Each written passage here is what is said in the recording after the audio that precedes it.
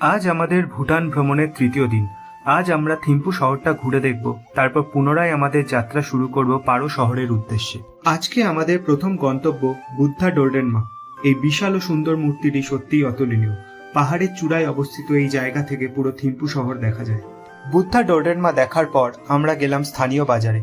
এখানে কত রকমের জিনিসপত্র, হাতে তৈরি করা কার্পেট, কাঠের খোদাই করা মুখোশ আর বিভিন্ন ধরনের স্মৃতি সামগ্রী। এরপর চলে এলাম ঐতিহাসিক থিম্পু দুর্গ। এই দুর্গটি ভুটানের রাজনৈতিক ও ধর্মীয় কেন্দ্র। দুর্গটির দেওয়ালগুলি রঙিন পটচিত্র দিয়ে সজ্জিত, যা ভুটানের শিল্পের সৌন্দর্য প্রদর্শন করে। পারো যাওয়ার পথে আমাদের গাড়ি আবার থামল তাজোকাং লাখাং বৌদ্ধ মন্দিরটি দেখার জন্য। এই মনোরম মন্দিরটি একটি পাহাড়ের চূড়ায় অবস্থিত।